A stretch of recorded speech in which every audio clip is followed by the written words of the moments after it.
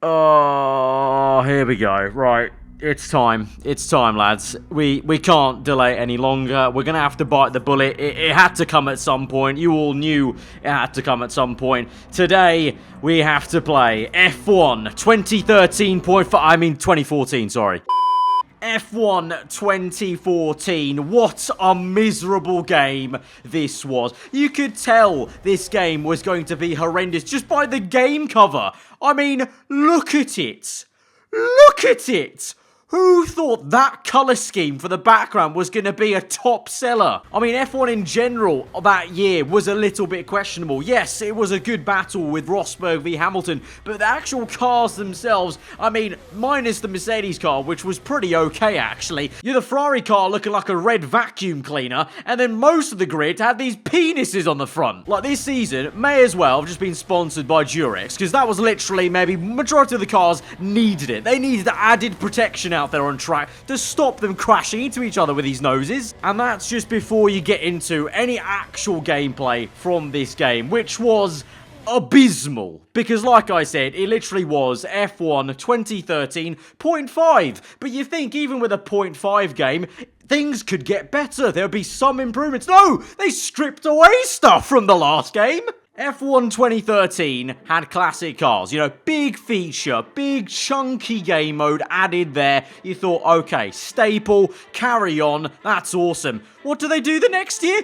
Remove it! Now, you've got to remember, though, they made F1 2015 at the same time, because this game came out, what was it, like, usual period in 2014, like, September or whatever it was, and then 2015 came out the next year in, like, June or July, whatever it was. So they did probably make this game in literally half a year, and it shows. Before we get into any of the gameplay, though, you can kind of tell this entire theme is just 2013, just a little bit worse and just a bit odd. I mean, the menus themselves, literally the same as F1 2013. All they decided is, well, like, you know, some Donny at Cody's just thought, you know what, to make it look different, we'll take the menu, take it out the wind tunnel, the car, that's usually their main menu, let's just plonk it on the track, badly rendered at Bahrain, in the daylight.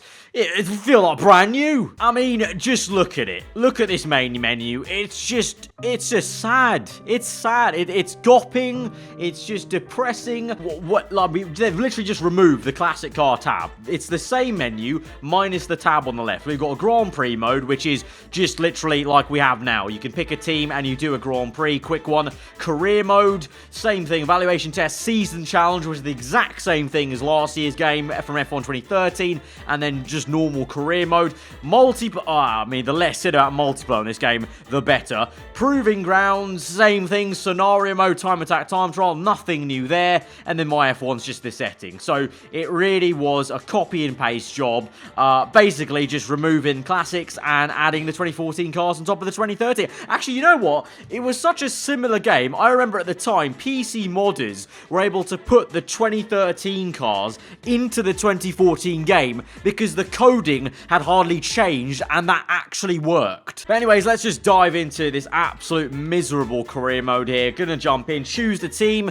I don't know what team to pick. We've got a free choice this time around, so this is when they actually start to give you free choice of what team you want to do, which was nice, to be fair. So I don't know. I think we should go with Ferrari, simply for the case of, like I said, the Ferrari this year in 2014 was a Hoover. I'm gonna need a Hoover later after doing this video because all my brain cells would have fallen out onto the floor after doing this one. I forgot this was a thing though, actually. You got a short season, medium season, and full season. So, to be fair, they added something new, but again, if you really think about it, it's not actually that groundbreaking. It's just a cheeky way to pretend like they've got extra modes in the game. Because essentially, 7-race short season, it just removed some seasons from the... That's not tough. They've literally just removed lines of coding. And they make you think they've got more options. When in fact, you could have just done this by maybe skipping some races. Yeah, kudos, Cody. You really tried to hide the fact it was going to always be a pretty horrendous game. Well, since obviously I'm not going to play more than like 2 races at a time in this video, we may as well just go for the short season, 7 race long, and well, here we go, diving in. I cannot wait. This was one of the all-time classic great career modes, I'll tell you that. Right, here we go in the career hub, and as you can see, it looks the exact same as 2013 and the exact same as 2012. Yeah, wasn't a great time for Cody's, really. They really did lack a bit of effort in the department of changing even the visual aspects of the menus. I mean, it's the smallest thing in the world, but at least try and make it look different. Fernando Alonso there already looks done with this season because he knows how horrendous it's going to be here at Ferrari. And yeah, we got these pointless emails again. You know what? I wonder, is the new section going to be the exact same thing as before? Oh my god. I'm actually done. So obviously, like I said in the previous video, when I played F1 2013, I did not realise at the time that it was the exact same news clipping. Because obviously, year to year, you're not going to remember what happened in last year's game. You know, 12 months have passed, you're not going to remember it. But when you play these games through like this, a week apart, you do realise it. And so, for the third year running, Cody's literally Control-C, Control-V, the same article, the same title of Can Anyone Match Vettel? You know what? You've been asking that question for 3 times. I'd like to think the news outlet could figure that out by now. So that's great, cool. So the news this entire section of the career mode then could be removed essentially because they're just using the articles from last season. That's great. Main hub, like I said, looks the exact same. Emails are going to be the exact same. Sabine Walker is still here. Andy Knight's still going to be annoying as ever as our boring engineer with no gusto or anything like that. Standings and then settings. So you can see not a lot going on. So unfortunately, I can't waffle any longer. We're going to have to actually do some racing. And, of course, we have the exact same intros for the races. You know, the graphics, like I said, the menu stuff didn't change, and neither did any of these things in terms of, you know, qualifying to the race. And now we're getting to the handling here. One-shot qualifying in Australia. And, well, first of all, let's just listen to the audio, because the engine sounds...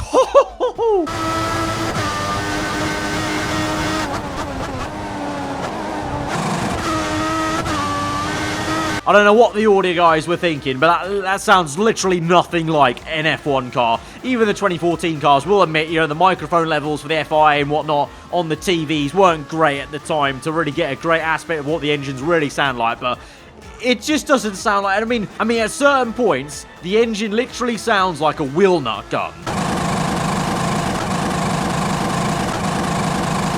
And then the handling, like I said, I don't know how it got worse. Because like I said, 2013 was a solid handling model. A little bit arcadey, but still pretty solid.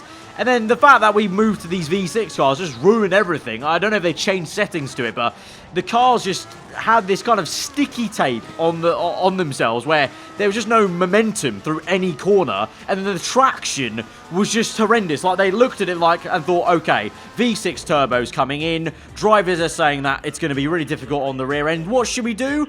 Yeah, just give the grip levels like we're on ice coming out every corner. No simulation whatsoever of any of the ERS systems or whatnot. They just removed curves. So again, like I said, this is a common theme with F1 2014. Just take 2013, remove stuff, remove curves, easy does it. Just say, yeah, we've simulated ERS.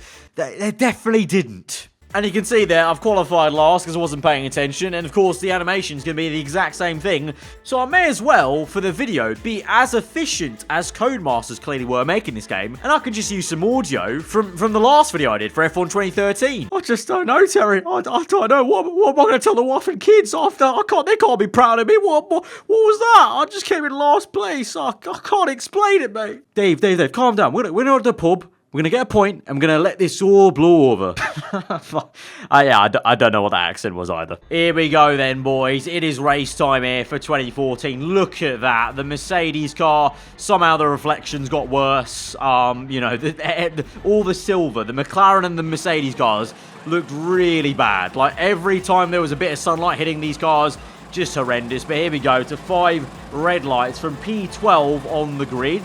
So I didn't actually even qualify last. I thought I did, but there we go. But we're underway, and it is the most depressing sight going into turn 1. There's no sense of speed with these cars. It literally looks like we're racing in slow motion right now. And again, the dive to the inside works an absolute treat, as it did for the last 2 years. You know, I've said it before, it really does make you appreciate the current AI on these modern F1 games. You forget how bad the AI were and how much leniency you had to give them to actually have an entertaining battle in career mode. Here we go around the outside of Kevin Magnus here, doing quite well like he did in a real life 2014 Grand Prix, but we get him around the outside, up into P4, doing pretty damn well at the moment. Let's try and see if we can go for the win. We've not won a single race in any of these retro F1 gameplay, so I'm going to try and do my best to get into P1 before we crash out the GP, because, again, unfortunately, I mean, they used to have, like, what was it? I think in 2011, didn't we literally had a 3-lap race, and then from 2012 onwards, they're like, nah, mate, you can't have 3-lap races, screw you.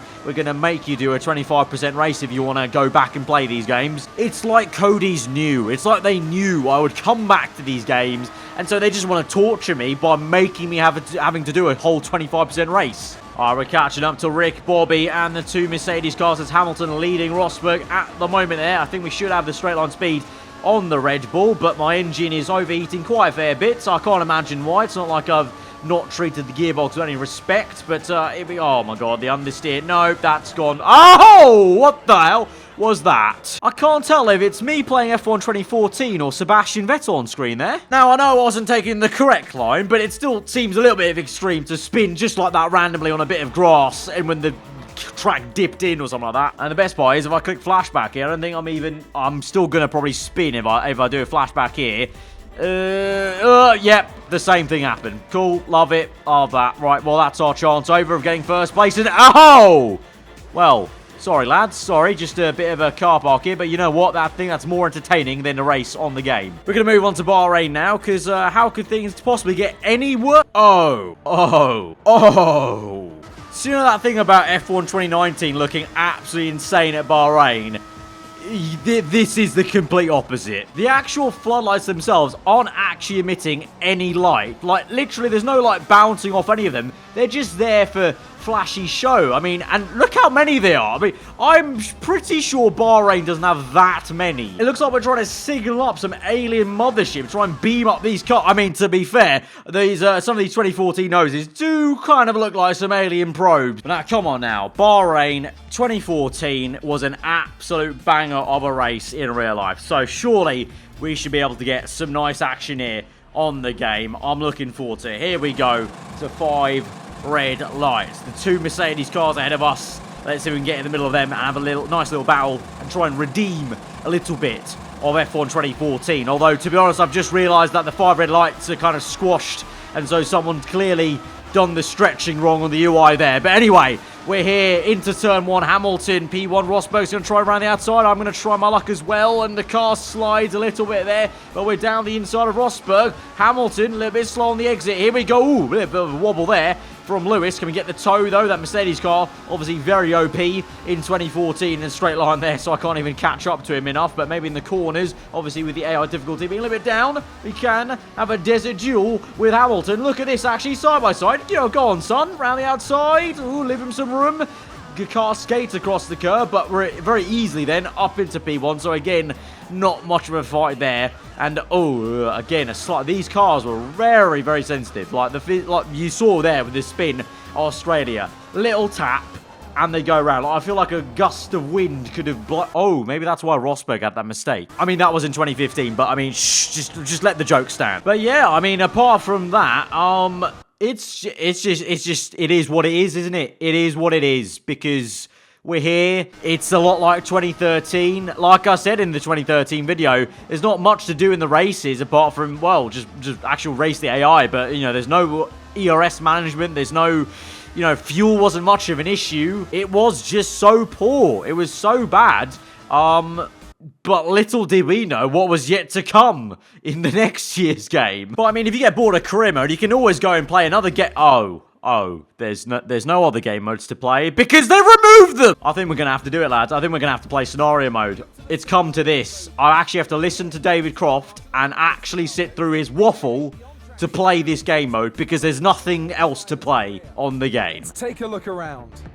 Yeah, okay, cool, Crofty. Crofty. Yeah, I got it. Crofty, it's on screen there. I can see. Very easy, medium, hard. The scenarios list, the group overview. You don't need to continue talking. Current highlighted group. Crofty, shut up, please. Please, I'm done. I know how it's gonna work. Nah, it's not worth it. It's not worth it. Sitting through Crofty's waffle is actually just not worth it. I'm backing out. So, yeah, that's it. I think that's literally it. I can't actually play anything else on this game and to find any kind of interest out of it. That was F1 2014. Good riddance. Good riddance. We have to finally play it. We've done it, and now I never want to see it again. So, guys, if you did enjoy that video, I don't know how you could.